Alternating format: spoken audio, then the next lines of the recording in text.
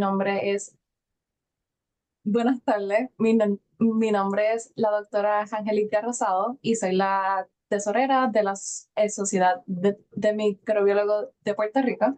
Y pues bienvenidos al seminario de Microbe Talks Exploring the Microbial World. Estos son webinars pues, que tenemos donde tratamos de conseguir expertos y amantes de la microbiología de sus fields aledaños, pues para poder informarnos de las innovaciones y acontecimientos más recientes en sus investigaciones en la microbiología. Hoy tenemos al PhD candidate, el José Marrero Rosado. Y pues voy a dar una breve introducción. El doctor Marrero, Dios mío, not yet. No entiendo. José Marrero Rosado es un candidato doctoral en antropología en la Universidad de California, Berkeley, con enfoque en bioarqueología y en el estudio histórico de las enfermedades infecciosas. Obtuvo su bachillerato en bioquímica y otro en antropología en la Universidad de Syracuse en el 2017, seguido por una maestría en antropología de la Universidad de California, Berkeley, en el 2019. Su proyecto doctoral examina los restos humanos desde la epidemia del cólera de 1855 en San Juan, Puerto Rico, con el objetivo de descubrir cómo la violencia estructural y la identidad social influyeron en los patrones de mortalidad relacionados con esta enfermedad. Su trabajo cuenta con el apoyo de numerosas becas y subvenciones de prestigio como la NSF Graduate Research Fellowship y el Tinker Fellowship del Centro de Estudios Latinoamericanos de Berkeley. José ha presentado su investigación en conferencias como the American Association of Biological Anthropologists y en el Theoretical Archaeology Group, aportando valiosos conocimientos sobre cómo las desigualdades sociales han impactado históricamente los resultados de la salud. Sus intereses académicos incluyen los enfoques biomoleculares en la bioarqueología, paleopatología y arqueología histórica con enfoque especial en el Caribe. A través de su trabajo interdisciplinario, José busca ampliar nuestra comprensión de cómo los factores sociales y ambientales del pasado han moldeado la salud humana, especialmente en las regiones marcadas por historias coloniales y por desigualdades estructurales. Él va a dar comienzo a su presentación, Skeletons and Microbes, Bioarchaeology and the Study of Infectious Diseases in the Past. Gracias.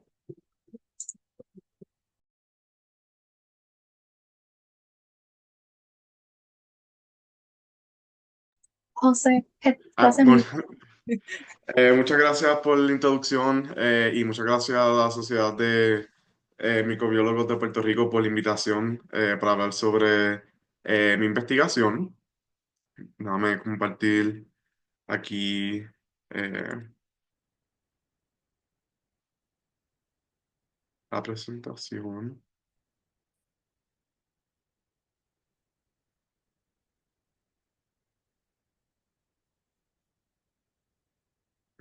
Eh, ¿Ven ahí la presentación?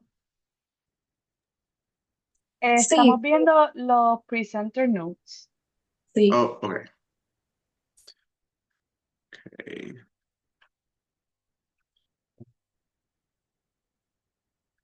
Déjame desconectar el otro monitor a ver si eso ayuda.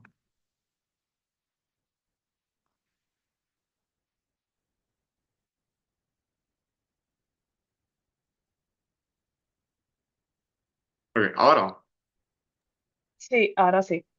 Ok, perfecto.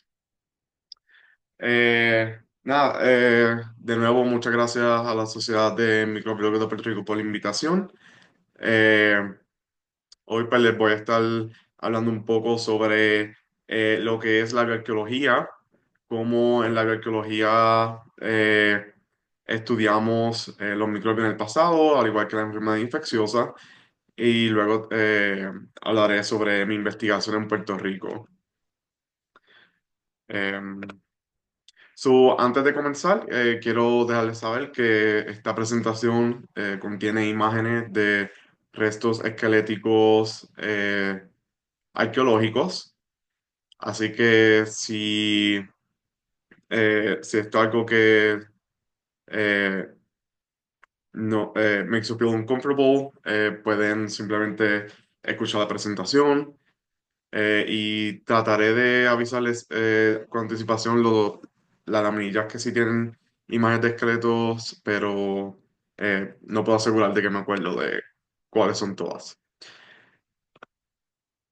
Para comenzar, ¿qué es la bioarqueología? La bioarqueología es el estudio de restos humanos en contexto arqueológico. La bioarqueología está dentro del campo de la antropología y se diferencia de la antropología forense en que en la bioarqueología nosotros tenemos a enfocarnos más a nivel poblacional. Estudiamos los restos esqueletos para tratar de aprender sobre poblaciones del pasado, ya sea por ejemplo, de su subsistence strategies o dieta, actividad, etcétera. Mientras que, por ejemplo, en la antropología forense se enfocan en individuos, ya sea para identificarlo y para determinar causa de muerte en contextos criminales. El campo de la arqueología es relativamente nuevo y viene de la antropología física.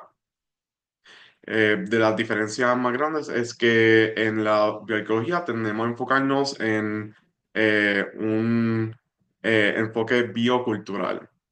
Y en términos de lo biocultural, eso se refiere de que nos enfocamos en el aspecto biológico y el aspecto cultural que afecta los huesos del ser humano, ya que, por ejemplo, las experiencias vividas de las personas sí afectan la morfología e incluso la composición de los huesos. Dentro de la biología, tú vas a ver diferentes tipos de intereses de investigación, desde, por ejemplo, la evolución humana hasta la antropología social. Por ejemplo, hay personas que se enfocan en el estudio de la morfología del esqueleto y cómo ha cambiado a través del tiempo. Por dar un ejemplo, la morfología del pie y cómo eso está asociado a nosotros estar caminando en dos piernas. Mientras que otras personas se dedican más al estudio de los restos para tratar de informar mejor teoría social relacionada a, por ejemplo, eh, género y sexo en diferentes poblaciones y, por ejemplo, cómo se relacionan diferentes grupos sociales y cómo eso también afecta la morfología de los huesos. Este campo es uno bien interdisciplinario. Nosotros integramos aspectos de diferentes campos, incluyendo el campo de la historia, de la antropología médica, la biología, salud pública e incluso de la ciencia de computadora. Eh, en términos de lo que nosotros hacemos normalmente como arqueólogos, normalmente nosotros comenzamos haciendo lo que llamamos un biographical sketch. Y esto significa tratar de estimar sexo biológico, edad, eh, ascendencia y estatura. En términos del sexo biológico, nosotros tratamos de ver eh, huesos específicos del cuerpo que tienden a ser más dimórficos en términos del sexo biológico, como por ejemplo la pelvis, que está asociada a childbearing y que su morfología cambia entre hombres biológicos y mujeres biológicas. Esto obviamente no tiene nada que ver con género o la expresión de género. Esto es algo que hay que tomar en cuenta cuando estamos estudiando poblaciones antiguas porque no podemos estar introduciendo nuestros propios biases de nuestro entendimiento de hoy en día de lo que sería sexo biológico o género. También tratamos de estimar edad y eso lo hacemos mirando, por ejemplo, si es un subadulto, alguien que no ha terminado el desarrollo del sistema esquelético, va a tener, por ejemplo, algunos de los huesos largos quizás no van a estar fusionados y el largo de los huesos largos antes de que se fusionen, pues puede ser un proxy para la edad.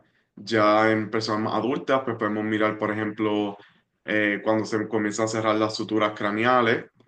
Eh, También podemos ver, por ejemplo, el wear de los dientes, ya que con la edad, mientras más edad uno tiene, usualmente los dientes se van desgastando.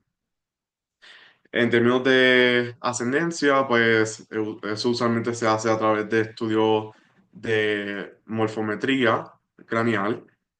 Sí, el campo se está moviendo, alejando de eso, ya que eh, eso también puede llegar a, eh, de cierta manera, promover biases racistas.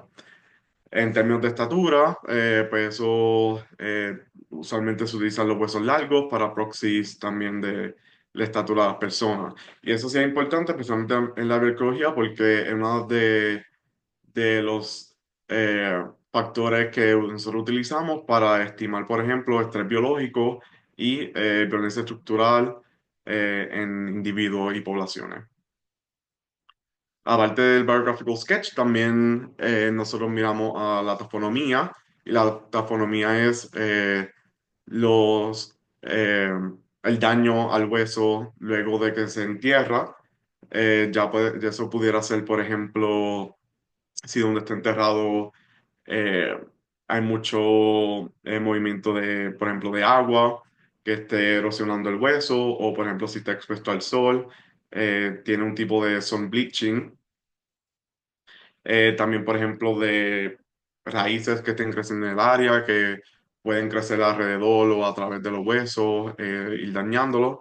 Y es algo que nosotros pues, usualmente hacemos antes de seguir a los próximos pasos, ya que eso puede limitar lo que podemos hacer. También miramos trauma y patología, su evidencia de trauma ya puede ser de violencia interpersonal o accidental. Y en términos de patología, pues ya sea evidencias de enfermedades crónicas o, por ejemplo, asociadas a la edad. También podemos tratar de ver, por ejemplo, patrones de dieta, migración y actividad en los restos. Con dieta podemos ver, por ejemplo, isótopos de carbono y nitrógeno. Podemos también ver fósiles microscópicos en la placa dental. Para migración también podemos ver isótopos de estroncio, de oxígeno. Y en términos de actividad, pues también se puede estimar basado en cambios en los huesos, especialmente cuando hay una actividad que se repite mucho. Solamente donde están los tendones, cuando donde se unen a los huesos, en actividades repetidas y crónicas, eso puede llevar a la inflamación y a una calcificación de esa área donde el tendón se une. Y eso lo llamamos el T-Spire y también son de las cosas que utilizamos para medir actividad. En términos de cómo nosotros estudiamos los microbios en el pasado, esto ha sido posible solo recientemente gracias a los avances de la tecnología moderna, especialmente en relación a la secuencia de ADN y lo que sería el High Throughput Sequencing.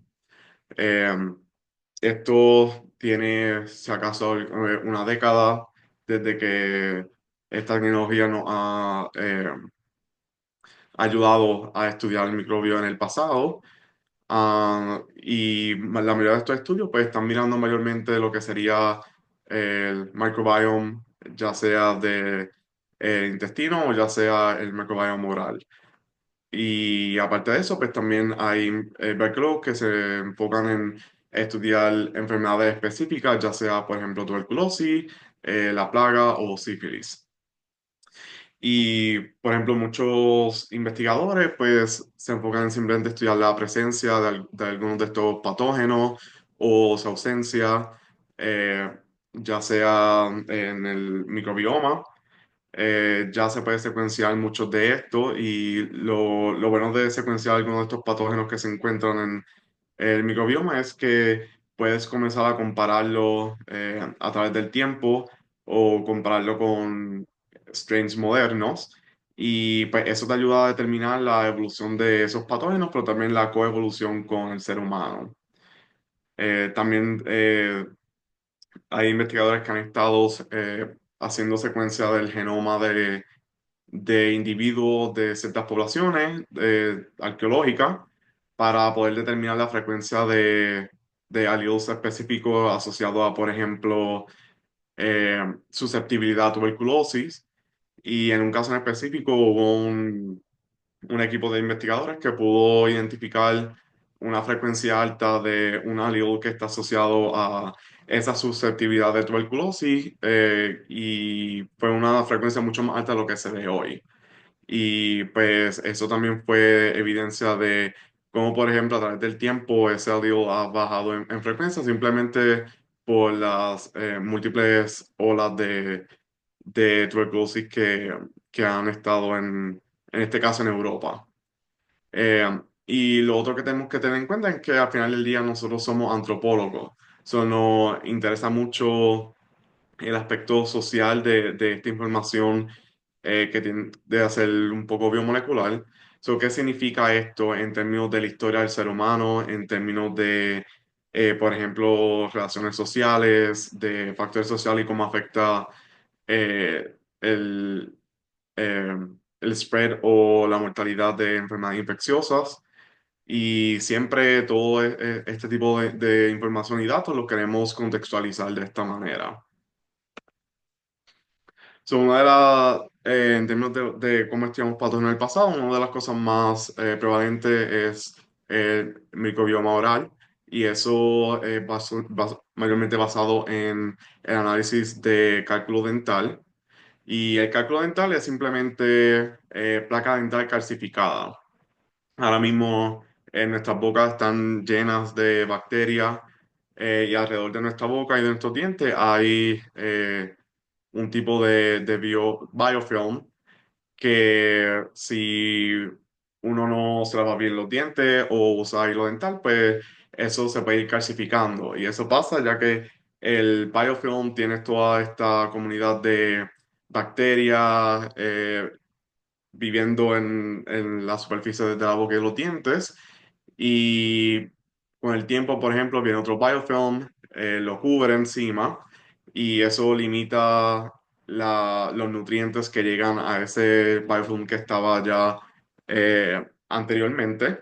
Eso lleva a la muerte de la bacteria y el colapso de algunos de la estructura de los cell walls. Y de ahí, pues, simplemente con este biofilm después adquiere calcio y fosfato simplemente de la saliva y se va calcificando. Y esto va ocurriendo en diferentes capas hasta que terminas con estas calcificaciones bastante grandes. En esta imagen de la derecha ves eh, esa calcificación, ese cálculo dental se ve un poco de espacio entre el cálculo dental y el hueso de la mandíbula. En este caso, ese espacio es donde estaría eh, la encía. Y pues en este caso, pues la encía se nota que estaba inflamada y que en este caso había periodontitis. El cálculo dental usualmente está asociado a estas enfermedades de la boca, al igual que caries. Mientras que el biofilm se va calcificando, pues va también encapsulando de cierta manera el ADN de esas bacterias que están en el biofilm, pero también de proteínas, de metabolitos y de otro tipo de biomoléculas que están presentes en ese biofilm. Y eso es lo que nosotros tratamos de elucidar en estos análisis biomoleculares. Y de este microbioma, pues nosotros podemos tratar de estudiar cosas asociadas a la dieta, al sistema inmunológico y actividad. En términos de la dieta, sería ya por ejemplo, las bacterias que están asociadas a, por ejemplo, la metabolización de cierto tipo de carbohidratos, o en términos del sistema inmune, simplemente de proteínas que están asociadas al sistema inmunológico y, por ejemplo, de enfermedades de la encía, que son unas proteínas más específicas.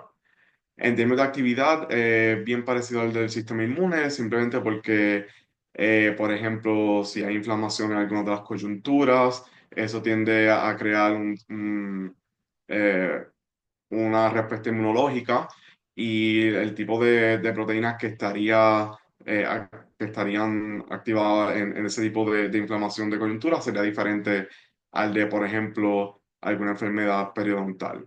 Y esas diferencias se pueden ver en estos tipos de análisis biomoleculares.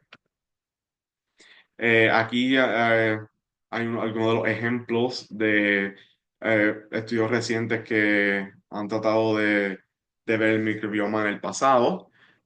Por ejemplo, en el primer caso tenemos 235 individuos que eh, fueron estudiados, la placa dental fue colectada y analizada y pudieron ver cambios asociados a dieta, higiene oral, enfermedades y epidemias. En términos de la dieta, ese cambio en términos eh, de industrialización se ve también, especialmente con un incremento eh, en la ingestión de comida con más alta cantidad de carbohidratos. En términos de la higiene oral, pues ahí estamos hablando otra vez de estas enfermedades periodontales.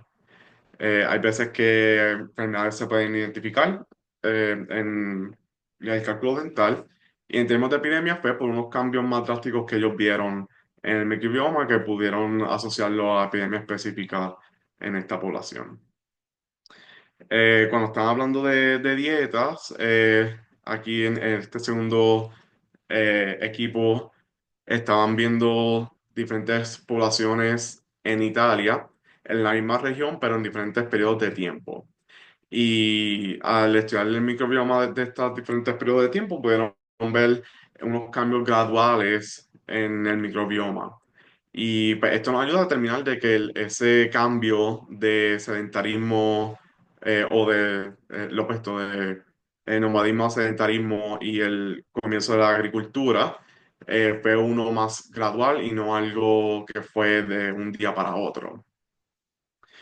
Finalmente, Brenneman en el 2022 pues, eh, hizo unos estudios bien similares, pero en este caso el periodo histórico, sobre el periodo más reciente.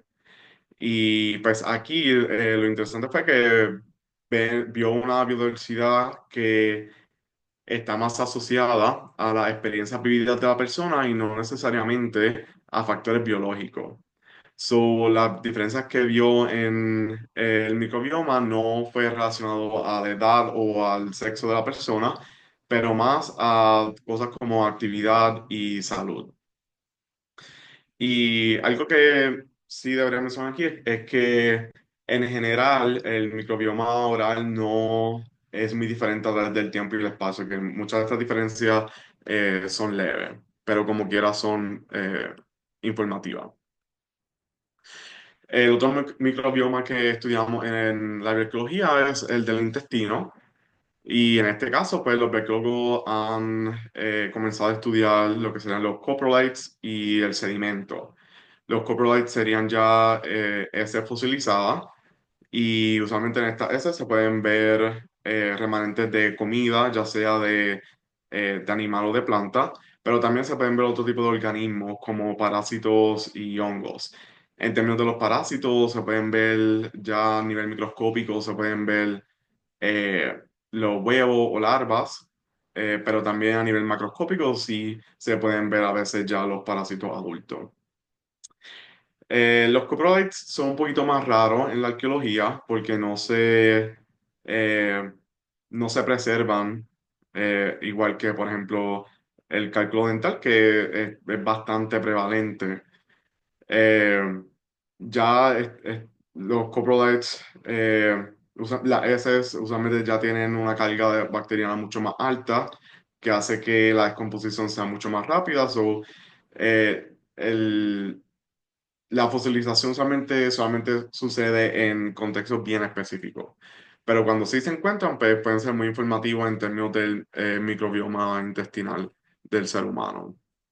O sea, aparte de lo microscópico que podemos ver, también se puede estudiar a nivel molecular y ya sería pues estudios de ADN, que también nos puede dar una idea de los patógenos que se encuentran en esos coprolitos.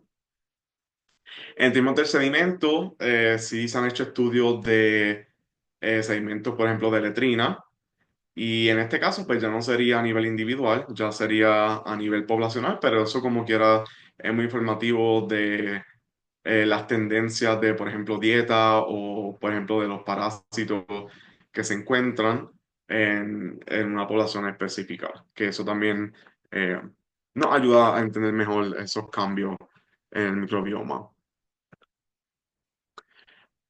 Aparte del microbioma, nosotros también estudiamos enfermedades dentro de lo que será paleopatología, y usualmente en el esqueleto podemos ver evidencias de enfermedades crónicas como tuberculosis y sífilis, ya que estas enfermedades crónicas sí dejan evidencia en los huesos.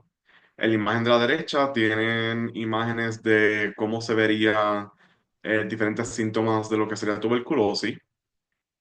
Eh, en la de la izquierda de arriba, pues ya sería lo que sería tuberculosis espinal, que ya sería de los casos más extremos de, de este tipo de enfermedad, pero que sí se ven en yacimiento arqueológico o en el récord arqueológico. Incluso yo sí he visto personalmente tuberculosis así de extrema.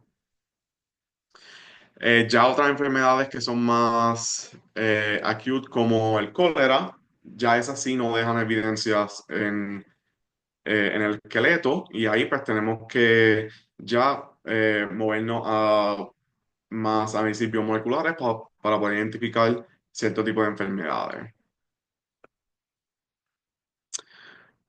En términos de identificar patógenos específicos, inicialmente esto se hacía a través de análisis de ADN de soft tissue. Y, por ejemplo, tuberculosis se puede identificar en el soft tissue desde hace ya mucho tiempo.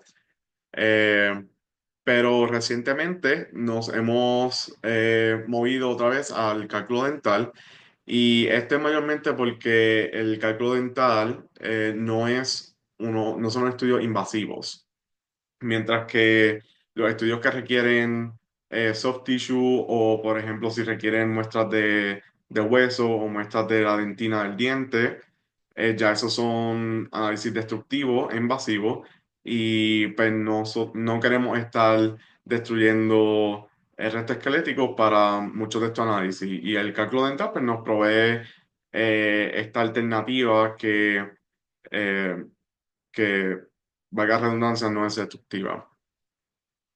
Por ejemplo, yo en 2017 pude identificar tuberculosis en el cálculo dental, y recientemente Fotakis y los colegas también pudieron secuenciar el patógeno que causa lepra.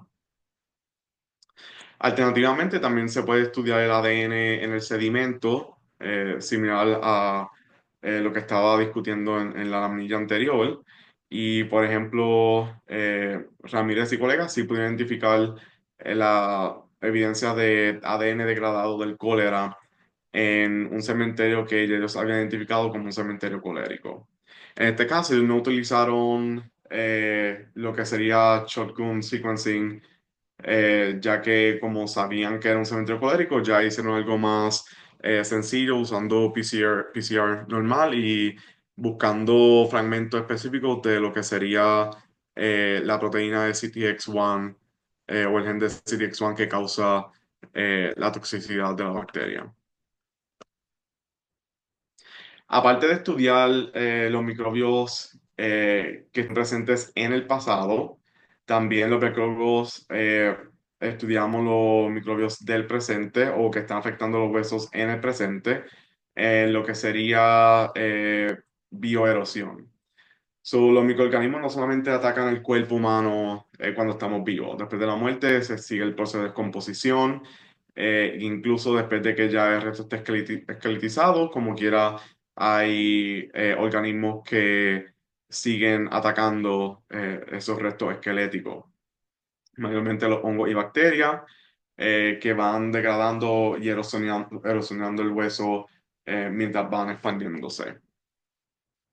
Aquí en la imagen de la derecha pueden ver dónde están las flechas, eso serían los Weddell tunneling y es un cross-section de hueso que está enseñando lo que sería el, el Weddell tunneling causado por hongo.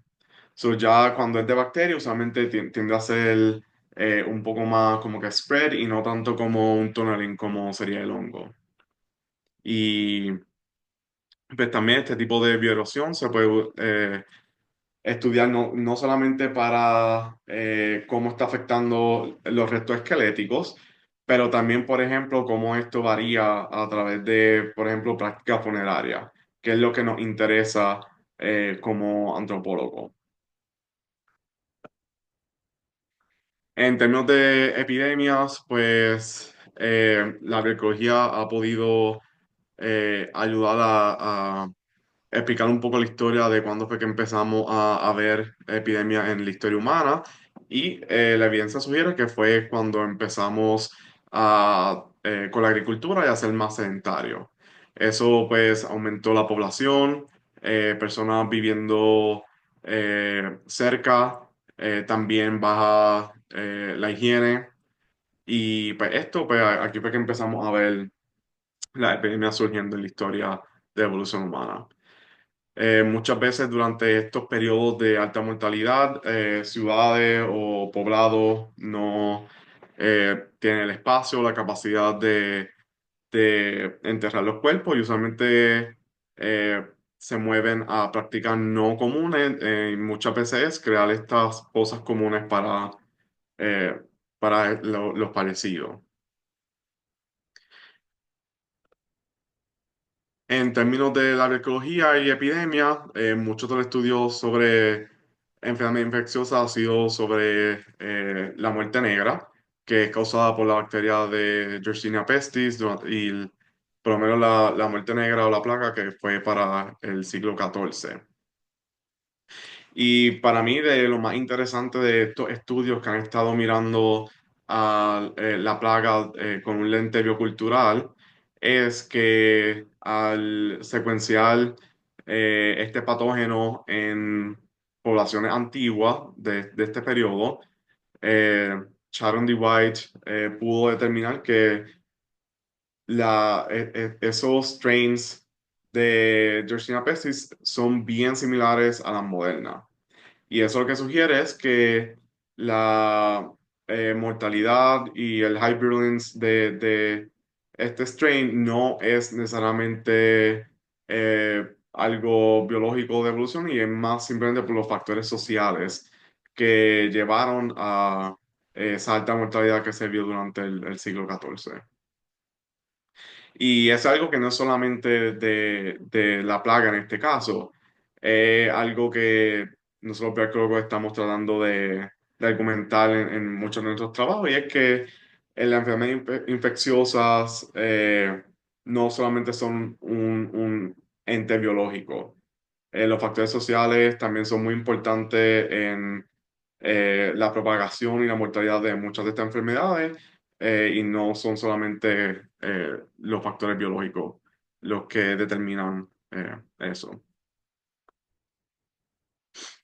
Y para dar otros ejemplos de algunas otras cosas que hemos podido determinar estudiando estas epidemias del pasado, es que usualmente grupos en el poder discriminan en contra de otros grupos en términos biológicos, y muchas veces algunas de estas epidemias puede legitimizar algunas de estas discriminaciones basado en las mortalidades diferenciales en estos grupos.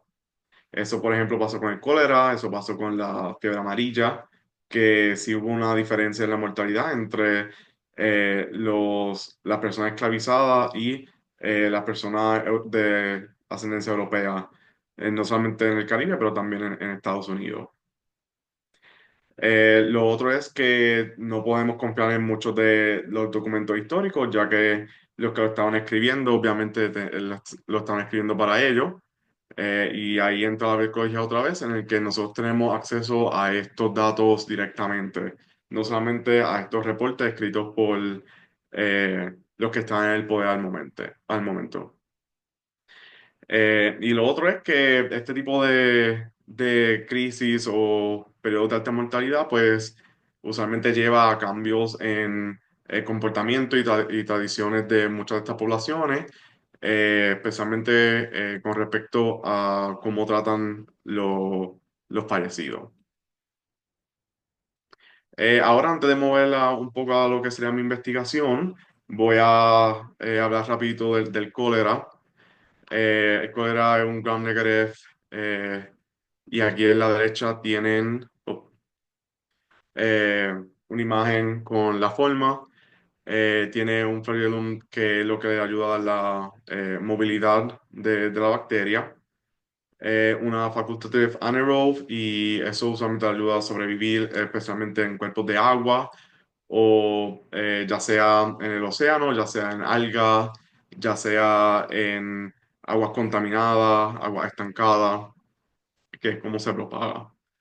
Esta bacteria produce lo que sería el Cholera toxin, que es una exotoxina, y eso lo que causa es que eh, eh, disrupts los channels de iones en el intestino, y eso lo que causa es que el líquido del cuerpo comienza a entrar a los intestinos, llevando a unas diarreas bastante líquidas, que en 24 horas se pueden perder sobre 10 litros de líquido, y usualmente si no se trata, pues puede llevar hasta un 50% de mortalidad. Ecuador ha tenido múltiples pandemias. Ahora mismo estamos en la séptima pandemia. Todavía hay miles de casos reportados anualmente. Y en términos del ser humano, pues causa vómito, causa la diarrea extrema y deshidratación extrema. Y usualmente se propaga por aguas contaminadas en el caso de los humanos, con heces de las personas que están enfermas, y usualmente se asocia a prácticas no sanitarias que durante el siglo XIX eran bastante común, de que no había, por ejemplo, eh, un sistema de sewer para recolectar el agua, y era algo que pasaba frente a las casas, por ejemplo. Y por eso es que era más fácil que se propagara.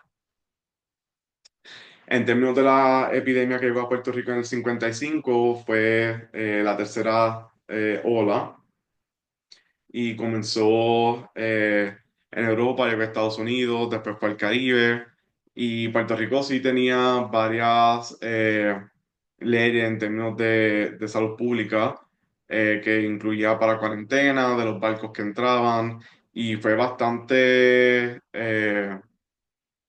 bastante buenas en mantener el cólera fuera de la isla, pero ya para 1855 sí llegó. Se cree que vino en un barco de San Tomás.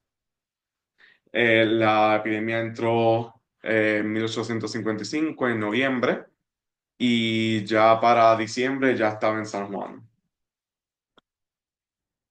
En un año se estima de que cerca del 10% de la población falleció, que es para aquel tiempo era de 25.000 a 50.000 personas.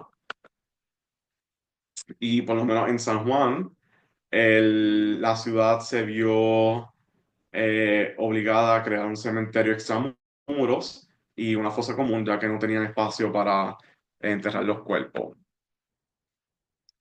Luego de la epidemia, eh, esta parte del cementerio fue excluida. Hubo una pared que lo dejó fuera de el área del cementerio. En 1962, National Park Service toma posesión de casi toda esa área cerca del Morro.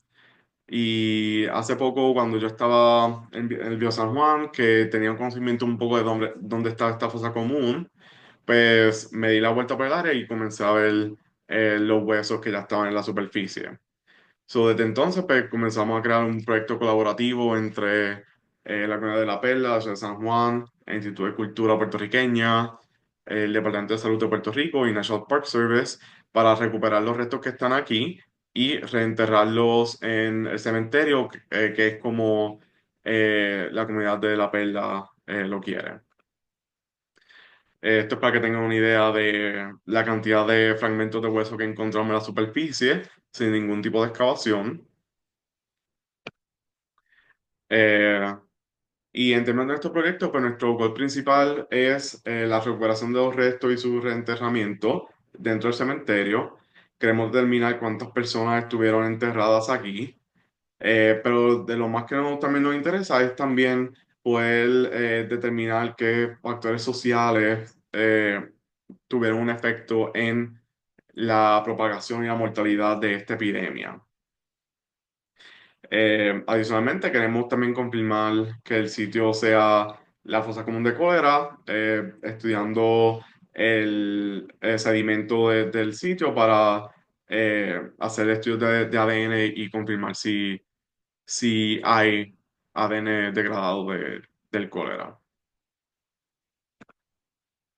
So, desde los últimos años hemos podido completar un sondeo geofísico.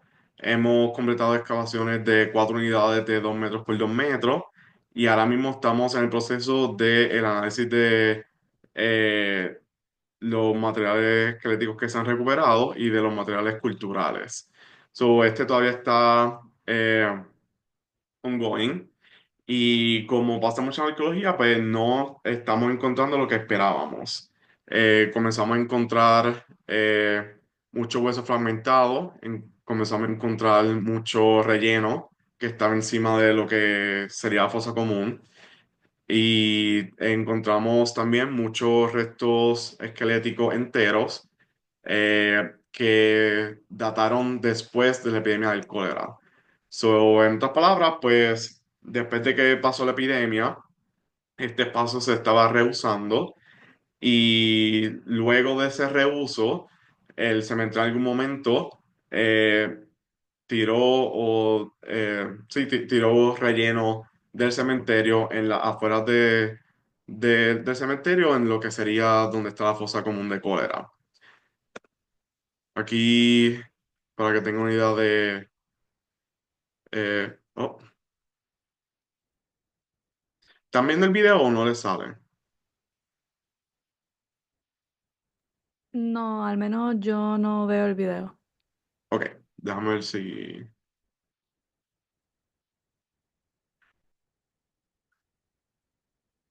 No es que me está tirando el link hacia afuera. Si acaso en el Q&A puedo buscarlo y se lo enseño. Eh, tenemos sobre más de 1 metro de relleno con fragmentos de restos humanos. Tenemos materiales que sugieren deposiciones de restos humanos y de artefactos culturales que son después de 1948. También tenemos evidencias de enterramientos que están bien superficiales, a menos de 2 pies de profundidad, en lo que sería el área de reuso después del cementerio colérico. Y pues también tenemos un montón de evidencia de materiales culturales asociados a enterramiento. Esto sí va en acuerdo con lo que tenemos de evidencia en el periódico en términos de que las exhumaciones eran bastante común. Incluso en un solo mes, el oficial de salud de San Juan exhumó más de 122 cuerpos. Eh, Usualmente para aquel tiempo tú pagabas una cantidad de dinero por rentar el espacio, ya sea por 3 años o por 5. Luego de eso tenías que pagar más para extenderlo o te exhumaban. Y probablemente muchos de los restos que estamos encontrando hoy son de personas que fueron exhumadas en aquel momento.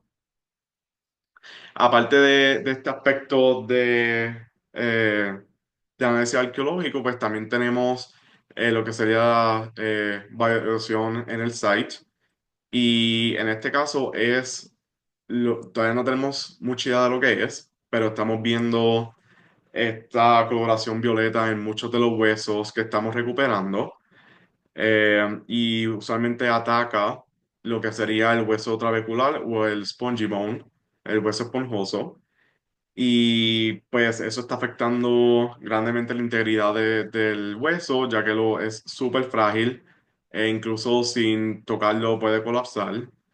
Eh, la literatura no habla mucho sobre qué puede estar causando esto, solamente hay dos investigaciones publicadas que hablan sobre el coloramiento violeta, pero no terminan con una determinación específica de qué lo puede estar causando.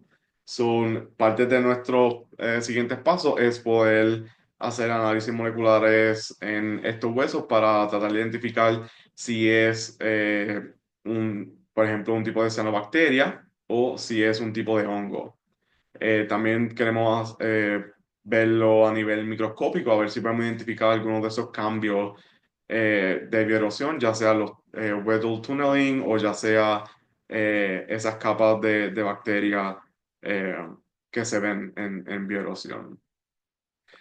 En conclusión, los restos humanos nos proveen una ventana para poder estudiar los microbios del pasado y gracias a los avances de ADN hemos podido mejor estudiar estos microbios y también poder, por ejemplo, determinar el microbioma humano en muchos de estos casos.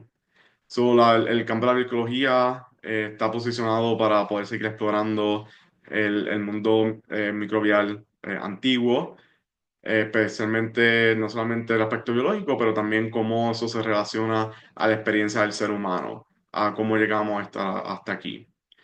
Y en términos de mi investigación, pues este site nos provee también una oportunidad de poder ver los impactos de cólera y también qué aspectos socioculturales pudo haber afectado la propagación y la mortalidad de esta epidemia.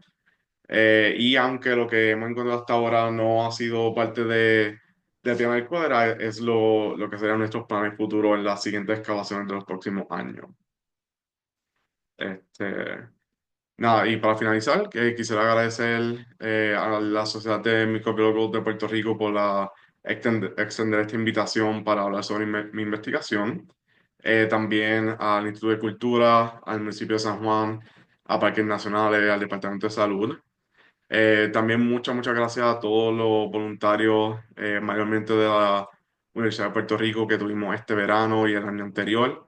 De verdad que sin su ayuda no hubiéramos podido eh, avanzar tanto como lo hemos estado haciendo. Así que muchas gracias por ello y también muchas gracias a todos nuestros colaboradores desde los inicios del proyecto.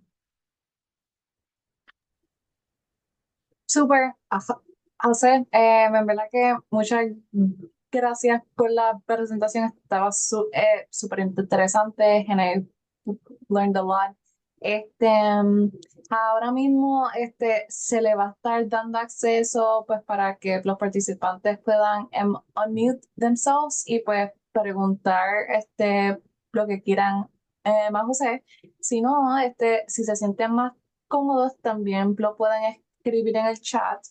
Y en lo que esperamos for those questions, te quería preguntar, como pues hiciste un bachillerato en bioquímica, pero te has quedado particularmente en el campo de la antropología, ¿cómo ha sido tu experiencia este, mm, traer pues tu perspectiva multidisciplinaria en estos espacios. O sea, ¿has sentido que la comunidad de bioquímicos, pero también de antropología y de bioarqueología, te han dado la bienvenida, te han brindado un safe space y pues te han reconocido tu expertise? Sí, definitivamente. Para mí, fui dichoso de que pude hacer esos dos bachilleratos, porque de verdad sí me posicionaron para poder presentar este proyecto aquí como mi proyecto doctoral, ya que al final del día sí es un proyecto bien ambicioso. Normalmente incluso en biología uno no comienza un proyecto así desde cero. Este proyecto lo comenzamos desde antes de la pandemia de COVID y vinimos a comenzar la excavación hace 2 años. Eso sí ha sido un proceso largo en términos de los permisos y el desarrollo de las propuestas, pero sí yo he podido recibir mayormente eh, ayuda y advice de ambos lados.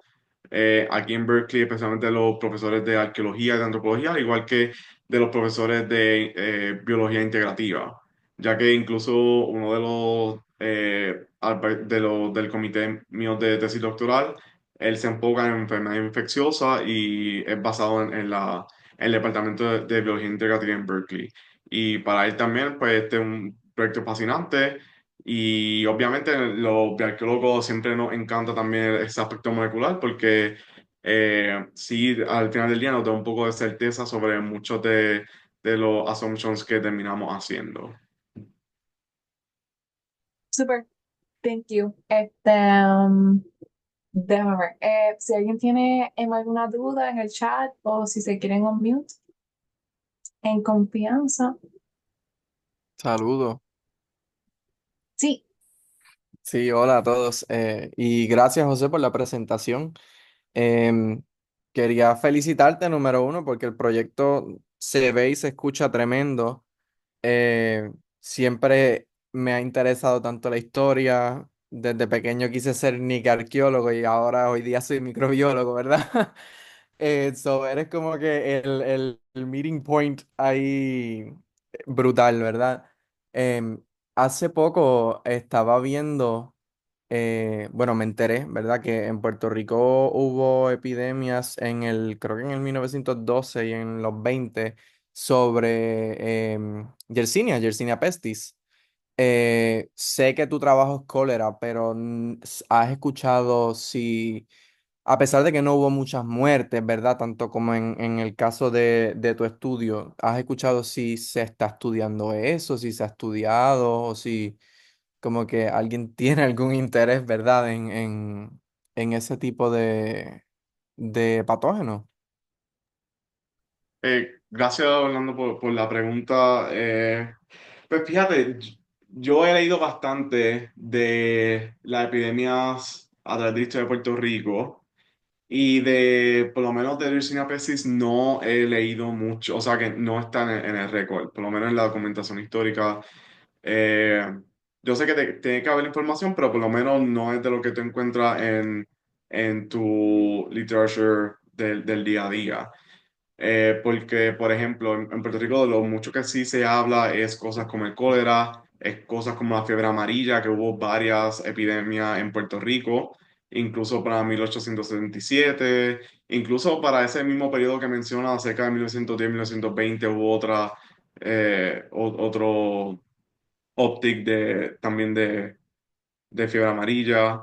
Lepra se habla mucho también, especialmente cuando tenemos el leprosario allí en Isla de Cabra, que era algo que también causaba un poco de miedo. Pero del Sinapsis, fíjate, no sabría decirte. Eh, Así que probablemente sí, es un avenue que está abierto y que ahora que lo mencionas, sí, voy a ver si un día que tenga un poquito de tiempo libre verifico si encuentro algo más al respecto.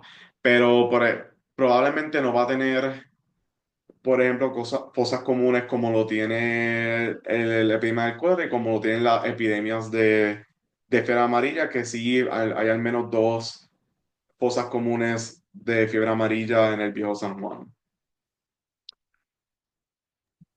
Súper interesante. Y mil gracias por contestar. Claro, gracias por la pregunta también. Thanks. Si alguien tiene alguna otra duda, en confianza.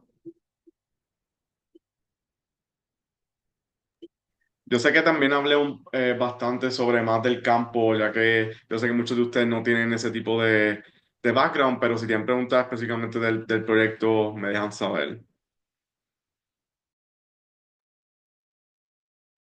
Super. Pues I guess te voy a hacer la última preguntita antes de cerrar. Y era ¿cómo pues pues con el conocimiento pues que tienes ya? Carolina me preguntó en privado si tienes alguna idea de lo que puede provocar el color violeta. En realidad tenemos, las hipótesis son cianobacteria o un tipo de hongo, pero todavía no hemos hecho los estudios biomoleculares o de microscopio, pero eso sería el siguiente paso, ya que sí está afectando grandemente la colección, especialmente ahora que estamos comenzando a hacer inventario en el laboratorio, nos estamos dando cuenta de que sí, de que la frecuencia de ese impacto de bioerosión es bastante alta. Y es algo que, por ejemplo, de los colegas que sí nos visitaron allí al yacimiento, tampoco lo habían visto en Puerto Rico. So, eh, es algo que sí queremos investigar, pero que ahora mismo yo no tengo una respuesta para eso.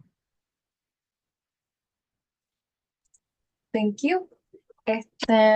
Nada, pues muchas gracias en verdad pues por su presentación de hoy. Fue súper interesante y excelente. Nada, pues como vistes, pues tenemos miembros pues que estarían interesados en saber más, no solamente de la bioarqueología, pero de cómo logró empezar a hacer esos estudios y sus planes después. So, para saber si estaría bien, pues que nuestros estudiantes se pudieran comunicar con usted, sería súper cool. Claro que sí, claro que sí. Les puede proveer mi email, si no lo voy a poner aquí en el chat, que me pueden escribir y yo estoy más que feliz de contestar preguntas que puedan tener. Thank you. Pues nada, pues buenas noches a todos. En verdad que muchas gracias por conectarse hoy jueves. Pues que tengan una excelente semana y pues ya mismo pues estaremos al tanto pues con los próximos speakers. Buenas noches, nos vemos.